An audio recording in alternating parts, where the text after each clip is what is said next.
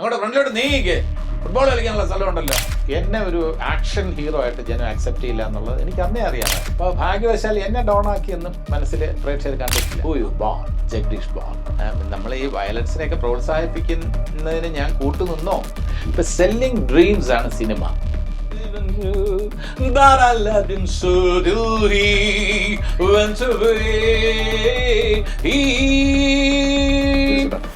നമസ്കാരം. നമസ്കാരം. അങ്ങനെ വീണ്ടും ദുബായിൽ ഒരു യാത്രയുമായിട്ട് സംബന്ധിച്ച് എത്തിയിരിക്കുകയാണ്. അപ്പൊ ഞാൻ ജഗദീഷ് ചേട്ടനെ ഇന്റർവ്യൂ ചെയ്യണമെന്നുള്ളൊരു ആഗ്രഹം ഉണ്ടായിരുന്നപ്പോഴത്തേക്കും എവിടുന്ന് തുടങ്ങണം, ഏതൊക്കെ മേഖലകളിലൂടെയൊക്കെ വരണം, കാരണം അധ്യാപനമുണ്ട്, എഴുത്തുണ്ട്, അഭിനയമുണ്ട്. അപ്പം ഇതെല്ലാം ഒന്നിനൊന്നായിട്ട് ഇങ്ങനെ മാറി മാറി മനസ്സിലേക്ക് വരാം. അപ്പൊ ഞാൻ പെട്ടെന്ന് ആലോചിച്ചത്, അത് താങ്കളുടെ ഒരു ഫിലിമോഗ്രാഫി എടുത്തു നോക്കി. ഫിലിമോഗ്രാഫിയിൽ നമുക്കറിയാം, ഇപ്പോൾ ഒരു 90, 91, 92 ഈ 3 വർഷത്തെ ഒരു സമയം നോക്കുകയാണെന്നുണ്ടെങ്കിൽ നമ്പർ ഓഫ് സിനിമകളുടെ എണ്ണം, ഈ എണ്ണത്തില് 75% സിനിമകളിലും ജഗദീഷ് എന്ന നടനുണ്ട്. കാരണം നോക്കുമ്പം 90-ലും 91, 92 മാത്രമായിട്ട് ഏതാണ്ട് 60ഓളം സിനിമകളാണ്.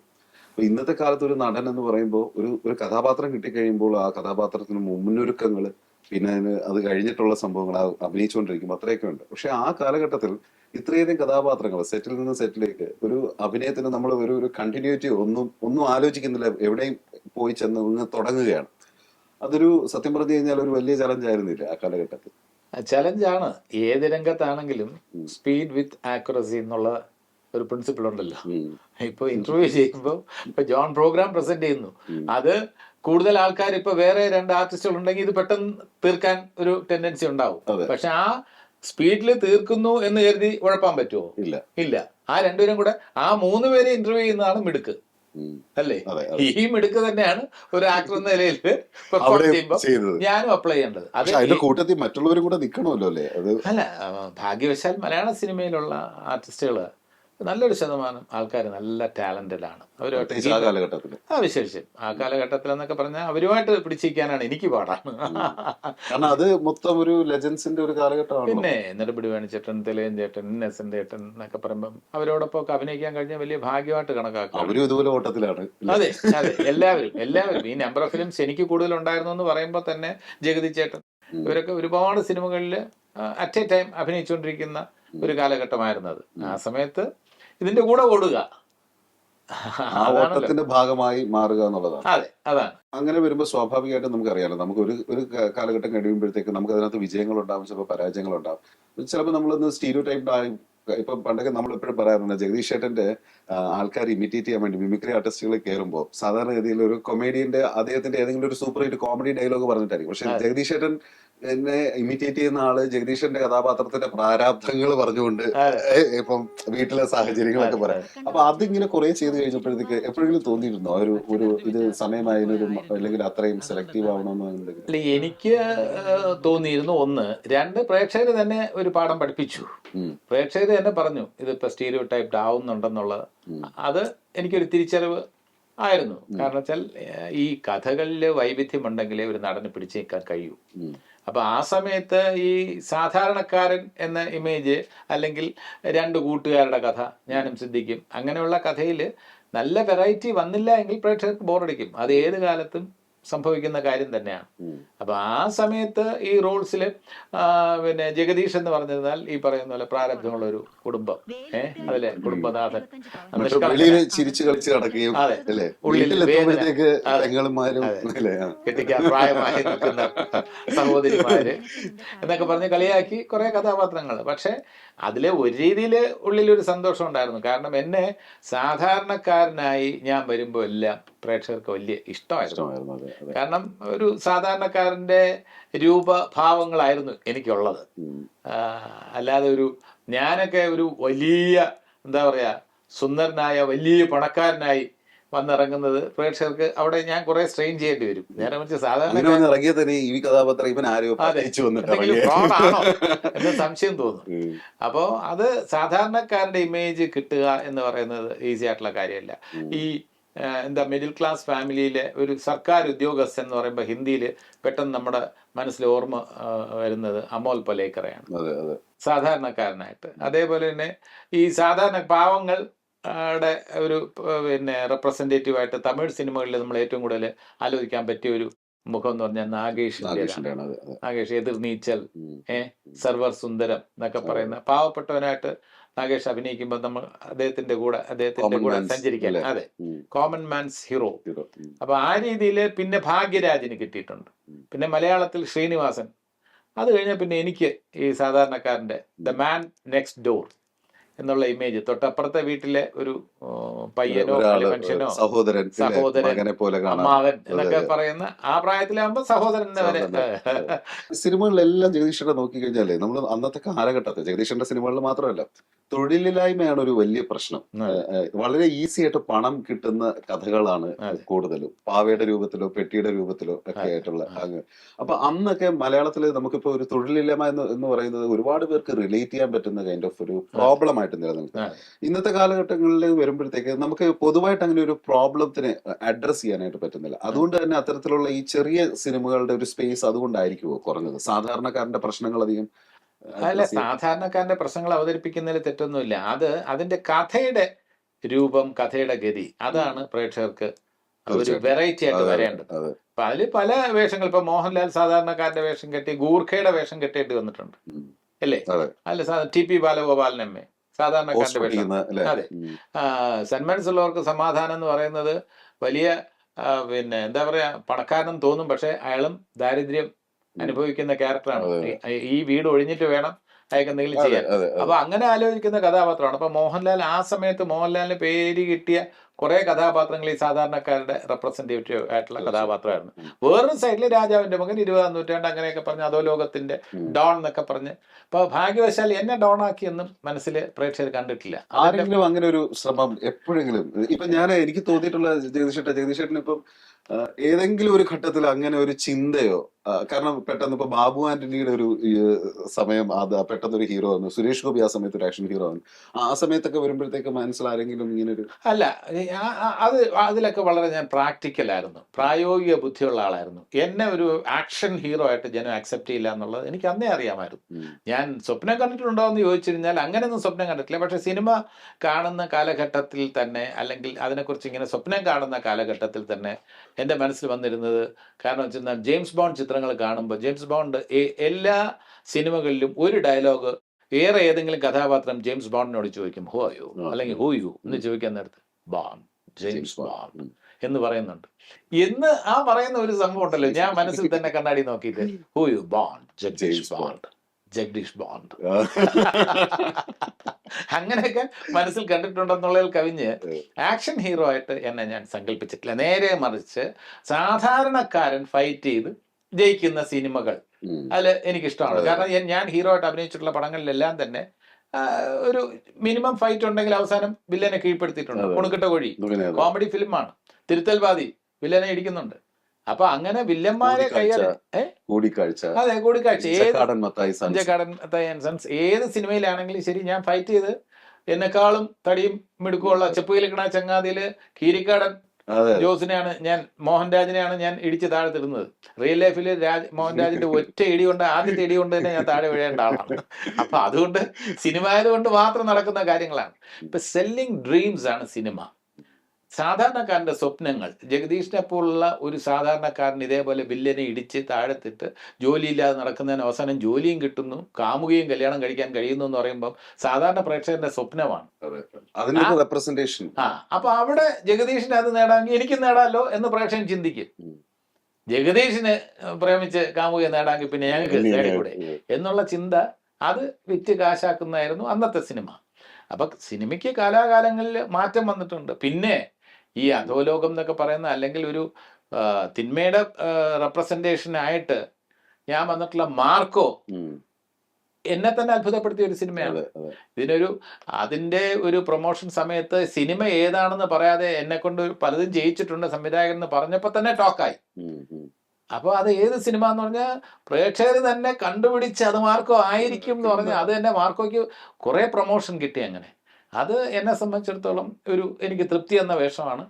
അത് പിന്നെ കൊച്ചുകുട്ടികൾക്ക് കാണാൻ കഴിഞ്ഞിട്ടില്ലെങ്കിലും ഒരു എന്താ പറയുക, അഡൽട്സ് അല്ലാത്ത കുറച്ച് താഴെയുള്ള പ്രായത്തിലുള്ളവരും എങ്ങനെയോ രഹസ്യമായിട്ടൊക്കെ കണ്ടിട്ടുണ്ട്. ആരൊക്കെയോ കണ്ടിട്ടുണ്ട്, അവരൊക്കെ എല്ലാരും കണ്ടിട്ടുണ്ട്. പക്ഷെ അവര് വന്ന് എൻ്റെ അടുത്ത് കലക്കിന്ന് പറയുമ്പം ഒരു ഒരു രീതിയിൽ സന്തോഷമുണ്ട്, വേറെ രീതിയിൽ എനിക്ക് അയ്യോ കുട്ടികളൊക്കെ ഇത് കണ്ടു. നമ്മൾ ഈ വയലൻസിനെയൊക്കെ പ്രോത്സാഹിപ്പിക്കുന്നതിന് ഞാൻ കൂട്ടുനിന്നോ എന്നുള്ള രീതിയിലുള്ള ഒരു ചെറിയ ടെൻഷനും ഉണ്ട്. അപ്പം ഞാൻ കോളേജുകളിലൊക്കെ പോകുമ്പോൾ ഞാൻ പ്രസംഗിക്കും, കാരണം ആ വയലൻസ് നിങ്ങൾ ഫോളോ ചെയ്യരുത്. മാർക്കോയുടെ എൻ്റെ ടോണി ഐസക്ക് നൽകുന്ന സന്ദേശം എന്ന് പറയുന്നത് വാളെടുക്കുന്നവൻ വാളാൽ നശിക്കും എന്നുള്ളതാണ്. അല്ലാതെ ഇത് വാളെടുക്കാനല്ല ആഹ്വാനം ചെയ്യുന്നത്, വാളെടുക്കുന്നവൻ്റെ നായകൻ ഉൾപ്പെടെ അവസാനം ഒരർത്ഥത്തിൽ പരാജയമാണ്. അപ്പം വയലൻസിനെ ഒരു രീതിയിലും പ്രോത്സാഹിപ്പിക്കരുത് എന്ന് എനിക്ക് കിട്ടുന്ന പ്ലാറ്റ്ഫോമുകളിലൂടെ ഞാൻ അത് പറയും. ജഗദീഷിന്റെ ഇപ്പൊ എന്നാൽ പോലും ഇപ്പം നമ്മുടെ കടിഞ്ഞൂൽ കല്യാണത്തിൽ ഒരു വില്ലൻ കഥാപാത്രം, കണ്ടതും കേട്ടതിലും ഒരു വില്ലൻ കഥാപാത്രം. പക്ഷെ അതിനകത്ത് പോലും ഒരു വില്ലനെ, ഒരു സിനിമയിലെ വില്ലൻ എങ്ങനെയായിരിക്കുമോ എന്നതിനെ മോക്ക് ചെയ്യാനായിട്ടാണ് ശ്രമിച്ചിരിക്കുന്നത്. അതായത് ക്രൂരഭാവങ്ങളോടുകൂടി സംസാരിക്കുന്നത്. സത്യത്തിൽ അയാൾ അങ്ങനെ സംസാരിക്കേണ്ട ആവശ്യമില്ല, പക്ഷെ അയാളെ കഥാപാത്രം എന്താ അങ്ങനെ ഒരു ഇൻപുട്ട് എന്തായാലും കൊടുത്തത്. സത്യത്തിൽ അതൊരു വില്ലൻ കഥാപാത്രമായിട്ട് ട്രീറ്റ് ചെയ്യേണ്ടത് തന്നെയാണ് അല്ലേ? കടിഞ്ഞൂൽ കല്യാണത്തില് ഞാൻ ഇങ്ങനെ കണ്ണിങ്ങനെ വെച്ചിട്ട് ആക്ട് ചെയ്യുന്ന അന്ന് യഥാർത്ഥത്തിൽ സംവിധായകൻ പോലും അത്രത്തോളം യോജിപ്പില്ലായിരുന്നു. ഞാൻ തന്നെയാണ് പറഞ്ഞത് അതങ്ങനെ ഒരു രാജസേനോട് ഞാൻ പറഞ്ഞു. അവസാനം രാജസേന സമ്മതിച്ചു. പക്ഷേ യഥാർത്ഥത്തിൽ അതിനുള്ള അക്സെപ്റ്റൻസ് കിട്ടിയിരിക്കുന്നത് ഇപ്പോഴാണ്.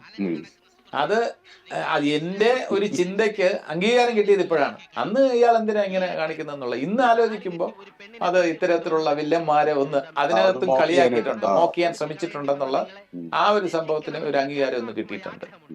അപ്പൊ നമ്മൾ അന്ന് ചിന്തിച്ചിട്ടുള്ള കുറെ കാര്യങ്ങൾക്ക് ഇന്ന് അക്സെപ്റ്റൻസ് കിട്ടുന്നുണ്ട്. ഞാൻ നായകനായി അഭിനയിച്ചിട്ടുള്ള ബഹുഭൂരിപക്ഷം ചിത്രങ്ങളും ഒരു പരിധി വരെ ശരാശരി വിജയങ്ങളായിരുന്നു. കുറച്ച് പരാജയപ്പെട്ടിട്ടുണ്ട്. പക്ഷെ പരാജയപ്പെട്ട ചിത്രങ്ങളിലെ സീൻസ് ഇന്ന് സോഷ്യൽ മീഡിയയിൽ വൈറലാണ്. അതിൽ ചില സീൻ എടുത്ത് അതിൽ ഹ്യൂമറുണ്ട്. അപ്പം ഞാൻ അന്ന് പരാജയത്തിൻ്റെ രുചി അനുഭവിച്ചെങ്കിൽ പോലും ഇന്ന് അതിലെ ചില സീനുകൾ ഹൈലൈറ്റ് ആയിട്ട് തന്നെ ട്രോളിന്റെ ഭാഗമായിട്ടൊക്കെ വരുന്നത്. സിനിമയില് പ്രസംഗത്തിന്റെ സീനൊക്കെ, മണ്ണപ്പ ചുട്ട് കളിക്കുമായിരുന്നു. നെറ്റിപ്പട്ടത്തിലെ പിന്നെ മദ്യം കഴിച്ചിട്ട് പിന്നെ വയറ് കുലുക്കുന്നതും കാര്യങ്ങളും, അങ്ങനെയുള്ള കുറെ ചെറിയ ചെറിയ നമ്പേഴ്സ്, അത് അങ്ങനെയുള്ള ചെറിയ ചെറിയ സീനുകൾ കൂടുതൽ ആൾക്കാർ ശ്രദ്ധിക്കുന്നുണ്ട്. സിനിമ ശ്രദ്ധിച്ചില്ലെങ്കിൽ പോലും ഞാൻ നമ്മൾ ഈ അധികാരന്മാരായിട്ടുള്ള ആർട്ടിസ്റ്റുകളോടൊക്കെ ഈ 90 കാലഘട്ടങ്ങളിലൊക്കെ അഭിനയിച്ച് നിന്നിരുന്ന സമയത്ത് ജഗദീഷേട്ടാ, നമ്മൾ ഈ സീനുകൾ ഇംപ്രവൈസ് ചെയ്യുക എന്ന് പറയുന്ന ഒരു പരിപാടിയും, പ്രത്യേകിച്ച് ഇത്തരത്തിലുള്ള ഇടത്തരം സിനിമകൾ, ചെറിയ ബഡ്ജറ്റിലുള്ള സിനിമകൾ 14 ദിവസം 17 ദിവസം കൊണ്ടൊക്കെ സിനിമ ഷൂട്ട് ചെയ്ത് തീർക്കുക എന്ന് പറഞ്ഞു കഴിഞ്ഞാൽ അതൊരു ഭയങ്കര അച്ചീവ്മെന്റ് തന്നെയാണ്. അപ്പൊ നിങ്ങൾ ഇംപ്രവൈസ് ചെയ്തിരിക്കുന്ന ഒരു സീനിനെ പറ്റിയിട്ടുള്ള ഒരു ഓർമ്മ എന്തെങ്കിലും പറയാൻ പറ്റുമോ? അല്ല, അങ്ങനെ ഇംപ്രവൈസ് ചെയ്ത ഒരുപാട് സീനുകളുണ്ട്. അത് എടുത്ത് നമ്മളിപ്പോൾ പറയുമ്പോൾ അതിൻ്റെ ചില കാര്യങ്ങൾ എന്ന് പറയുന്നത് അതിനെ പ്രേക്ഷകർ ഏത് രീതിയിൽ എടുക്കുമെന്ന് പറയാൻ പറ്റില്ല. കാരണം അതിന് നടന്റെ പരിമിതി എന്ന് പറയുന്നത് അത് ഞാൻ ഇംപ്രവൈസ് ചെയ്തതാണ് എന്ന് പറയുന്നത് അത് ആ റൈറ്റർക്കോ ആ ഡയറക്ടർക്കോ കിട്ടേണ്ട ക്രെഡിറ്റ് ഞാൻ കുറച്ചൊക്കെ കൊണ്ടുപോകുന്ന പോലെ ഇരിക്കും. അപ്പൊ അതൊരു ടീം വർക്കാണ്. യഥാർത്ഥത്തിൽ എൻ്റെ ഗംഭീരമായിട്ടുള്ള വേഷങ്ങളെല്ലാം തന്നെ എൻ്റെ ആക്ടിങ്ങിന്റെ കോൺട്രിബ്യൂഷൻ മാത്രമേ ഉള്ളൂ. സ്ക്രിപ്റ്റിൽ എൻ്റെ കോൺട്രിബ്യൂഷൻ ഇല്ല. സിദ്ദിഖ് ലാൽ ചിത്രങ്ങളിൽ ഞാൻ എന്തെങ്കിലും കോൺട്രിബ്യൂട്ട് ചെയ്തിട്ടുണ്ടെന്ന് പറയുന്നത് തെറ്റാണ്. അത് എൻ്റെ മനസാക്ഷിക്ക് ഒരിക്കലും യോജിക്കുന്ന കാര്യമല്ല. പ്രിയദർശന്റെ ചിത്രങ്ങൾ അതിൽ ഇംപ്രവൈസ് ചെയ്തിട്ടില്ല. പ്രിയദർശൻ എഴുതി വെച്ചിട്ടുള്ളതിന് അഭിനയത്തിന്റെ മനോധർമ്മം മാത്രമേ ഉള്ളൂ. സാഹചര്യങ്ങളുണ്ട്, അത് നമ്മൾ നമ്മുടേതായിട്ടുള്ള ശൈലിയിൽ അവതരിപ്പിച്ചു. അതിന്റെ മനോധർമ്മം, അഭിനയത്തിലെ മനോധർമ്മം എന്നതൊഴിച്ചാൽ ഈ സ്ക്രിപ്റ്റിങ്ങില് നമ്മുടേതായിട്ടുള്ള കോൺട്രിബ്യൂഷൻ ബാക്കിയുള്ള സിനിമകളിലൊക്കെ ഇപ്പോൾ ഫോർ എക്സാമ്പിൾ ഡോക്ടർ പശുപതിയിൽ രഞ്ജി പണിക്കർ തന്നെ സമ്മതിക്കുന്ന കാര്യമാണ്. അതിൽ ഇന്നസെന്റ് ഏട്ടനും ഞാനും വേണുചേട്ടനും കൂടെ ഇരുന്ന് അതിലെ സീൻ കൊഴിപ്പിക്കാൻ വേണ്ടി ഒരുപാട് ശ്രമം നടത്തിയിട്ടുണ്ട്. മറ്റേ ആ നെടുമുടി വേണിച്ചേട്ടന്റെ പ്രസംഗമൊക്കെ ഉണ്ടല്ലോ, വേദിയിലെ പ്രസംഗം, കോക്കടം കോട്ടിന് വേണ്ടി തുടിച്ചു കൊള്ളട്ടെ എന്നൊക്കെ പറയുന്നത്, തുടിച്ചിരിക്കും എന്ന് പറയുന്നത്. പിന്നെ സെന്റ് ആണെങ്കിലും പറയുന്നത് ജോഹർ കെഡ കലന്തർ അവിടെയൊക്കെ എന്താ സംഭവിച്ചു, അതെന്താ ഈ ബാലനും കുട്ടിക്ക് മനസ്സിലാവാത്ത എന്നൊക്കെ ചോദിക്കുന്നില്ലേ. അതൊക്കെ ഇന്നസെന്റ് ഏട്ടൻ പഠിച്ചിട്ടുള്ള കാര്യങ്ങളാണ്. അപ്പനെ അന്ധേ മാതാപിതാക്കോ നമ്പർ മേലെ എന്നൊക്കെ പറഞ്ഞിട്ട് പുള്ളി ഓരോ കാര്യങ്ങളൊക്കെ അത് പുള്ളി പഠിച്ച കാര്യങ്ങളാണ്. യു ഡി സിയുടെ എലിമെന്റില് ഇംപ്രവൈസേഷൻ കുറച്ചുണ്ട്. എന്നാൽ അച്ഛൻ പോടാ പോടാ പോടാ എന്ന് പറഞ്ഞാൽ അത് ഇംപ്രവൈസേഷൻ അല്ല, അത് സ്ക്രിപ്റ്റിലുണ്ടായിരുന്നു. രഞ്ജി പണിക്കർ എഴുതി വെച്ചിരുന്നത് തന്നെ. UDC മറ്റേ UDC കുമാരി സൊസൈറ്റി ബാലനുമായിട്ടുള്ള പ്രേമം. അപ്പൊ അതിനകത്ത് ഈ ഇംപ്രവൈസേഷൻ എന്ന് പറയുന്നതില് കൂടുതലും ഞാൻ പറയാൻ ആഗ്രഹിക്കുന്ന അതൊരു അഭിനയത്തിന്റെ മനോധർമ്മമാണ് കൂടുതലും. സ്ക്രിപ്റ്റിങ്ങിൽ ചിലപ്പോഴൊക്കെ ഇന്നസെന്റ് ചേട്ടനോ വേണുചേട്ടനോ ജഗദീഷ് എല്ലാവരും കൂടെ ഇരിക്കാൻ നേരത്ത് നമുക്ക് ഇതിങ്ങനെ പറയാം, അങ്ങനെ ഒരു കൗണ്ടർ പറഞ്ഞാൽ നന്നായിരിക്കും എന്ന് പറഞ്ഞ് അവര് ആക്ടേഴ്സ് പരസ്പരം ഒരു ധാരണയിൽ എത്തിച്ചേർന്ന് സംവിധായകന്റെ അനുഭവത്തോടുകൂടി അല്ലെങ്കിൽ റൈറ്ററിന്റെ അനുഭവത്തോടുകൂടി അവരെ മറികടന്നല്ല. അപ്പോ ഇതിനകത്ത് ജഗദീഷ് ഇന്റർഫിയർ ചെയ്യാറുണ്ടോ എന്ന് ചോദിച്ചാൽ ഞാൻ ഉപയോഗിക്കുന്ന വാക്ക് ഇന്റർഫിയറൻസ് അല്ല, ഇൻവോൾവ് ആകാറുണ്ട്. ഇപ്പൊ സ്ക്രിപ്റ്റില് അത് സംവിധായകൻ ആവശ്യപ്പെട്ടിട്ടാണ് ഇതൊന്ന് കൊഴിപ്പിക്കണം എന്ന് വിളിച്ചൊരു സംവിധായകൻ പറയുമ്പോൾ വിജി തമ്പി എന്നോട് പറയാറുണ്ട്, ജഗു ഒന്ന് കുഴിപ്പിക്കണം എന്ന് വിളിച്ച് പറയാറുണ്ട്. അപ്പൊ അങ്ങനെയുള്ള സംവിധായകർ പറയുമ്പോൾ നമ്മൾ അതിനനുസരിച്ച് എന്തൊക്കെ ചെയ്യാൻ പറ്റും എന്നുള്ളത് അവരുടെയും കൂടെ അനുഭവത്തോടെ ചെയ്യാറുണ്ട്. ഈ നേരത്തെ അമോൽ പലേക്കറിന്റെ കാര്യം പറഞ്ഞപ്പോഴത്തേക്ക് ചിച്ചോർ എന്ന സിനിമ നമ്മൾ എല്ലാവർക്കും അറിയാവുന്ന സിനിമയാണ്. അപ്പൊ അതിലെ സാഹചര്യങ്ങളൊക്കെ മലയാളത്തിൽ പല, ഇപ്പം ജഗദീഷേട്ടന്റെ സിനിമകളിൽ സിംഹവാലൻ മേനോൻ എന്ന് പറഞ്ഞ സിനിമയിൽ അതിന്റെ എലമെന്റ് ഉണ്ട്. മുകേഷ് അതുപോലെ തന്നെ വേറെ സിനിമയിൽ ഇതുപോലെ തന്നെ ബ്രദേഴ്സ് ആയിട്ട് വന്ന് പറ്റിക്കുന്ന ഒരു പ്രിയദർശൻ പടത്തിൽ ഗോൽമാൽ. അപ്പൊ ഇത്തരത്തിലുള്ള സാഹചര്യങ്ങളൊക്കെ വീണ്ടും മലയാളത്തിലേക്ക് വരുമ്പോഴത്തേക്ക് അന്ന് ഇതിനെപ്പറ്റി ഒരു ചിന്തയുണ്ടോ? അതായത് ഇത് അതിൽ നിന്ന് കടമെടുത്തത് പ്രശ്നം ഇൻസ്പിറേഷൻ ആണെന്നുള്ള രീതിയിൽ നമ്മൾ അതിനെ പറിച്ചു നടുമ്പോൾ മലയാളീകരിച്ചിട്ടുണ്ട്, നന്നായിട്ട് മലയാളീകരിച്ചിട്ടുണ്ട്. ഇപ്പൊ സിംഹവാലൻ മേനോൻ ഇന്നും നമ്മൾ ആൾക്കാർ കണ്ട് ഇഷ്ടപ്പെട്ട് ചിരിക്കുന്നുണ്ടെങ്കിൽ അപ്പോൾ ഉടനെ തന്നെ ഗോൽമാലിന്റെ സ്വാധീനമല്ലേ എന്ന് ചർച്ച ചെയ്യാതെ തന്നെ ആസ്വദിക്കുന്നുണ്ട്. കാരണം അത് മധുസാറ് ഉത്പൽ ദത്തുമായിട്ട് യാതൊരു സാമ്യമില്ലാത്ത രീതിയിൽ അഭിനയിച്ചിട്ടുണ്ട്. ഒരു പരിധിവരെ അമോൽ പലേക്കർ കൈകാര്യം ചെയ്ത രീതിയിലല്ല ഞാൻ ഇതിനകത്ത് കൈകാര്യം ചെയ്തിട്ടുള്ളത്. അപ്പൊ രണ്ടും നല്ല പ്രകടമായ വ്യത്യാസമുണ്ട്. അപ്പോൾ സിംഹവാലൻ മേനോന്റെ സീൻ ബൈ സീനായിട്ട് എടുത്ത് ഇന്ന് ഒരു സീൻ സോഷ്യൽ മീഡിയയിൽ പോസ്റ്റ് ചെയ്ത് കഴിഞ്ഞാൽ അത് കണ്ടുകൊണ്ടിരിക്കാൻ പറ്റും. എനിക്ക് അഭിനയിച്ച എനിക്ക് പോലും അത് രസകരമായിട്ട് തോന്നാം. മലയാളം വാക്കുകളൊക്കെ ചിലതൊക്കെ ഭയങ്കര രസമാണ്. രണ്ടും ഹരിപ്രസാദും ഗിരിപ്രസാദും ഒരാളാണല്ലോ. അപ്പൊ അതിൽ ഗിരിപ്രസാദ് ആകാൻ വേണ്ടി ഞാൻ ഒരു പ്രത്യേക ശൈലിയിൽ അന്നത്തെ ബാലേന്ദ്ര മേനോൻ സാറിന്റെ ഒരു ഇൻഫ്ലുവൻസ് ഒക്കെ അവൻ കുറച്ച് എന്താണ് ചിത്രകല അത് വേണ്ടേ, കുട്ടി നന്നായി വരയ്ക്കുന്നുണ്ട് എന്നൊക്കെ ചോദിച്ചിട്ട് മറ്റേ ആളാണെങ്കിൽ പാവമായിട്ടുള്ളത്. അപ്പൊ ആ വ്യത്യാസം കൊണ്ടുവരാൻ റിയൽ ക്യാരക്ടർ അയാളും റിയൽ ക്യാരക്ടർ ആണെങ്കിൽ പോലും അയാൾ ഭയങ്കര വിനയം അഭിനയിക്കുന്നതാണ്. ഭയങ്കര ഹരിപ്രസാദും ഗിരിപ്രസാദും. ഹരിപ്രസാദ് ആണെങ്കിൽ മേധാവി എന്ന് വിളിക്കുന്ന ആ സംഭവം ഉണ്ടല്ലോ, ആഗതനായാലും എന്നൊക്കെ പറഞ്ഞിരുന്നാണ്. ദേവി, ഈ കിടാവിളക്ക് എന്തേ കരുത്തിരി കത്താൻ? അംഗം വേണോ മംഗം വേണോ എന്ത് വേണമെങ്കിലും ചോദിക്കും. രാമന് യുവരാജ്യം നൽകില്ല എന്ന് മാത്രം പറയുന്നു. Hit 96.7 FM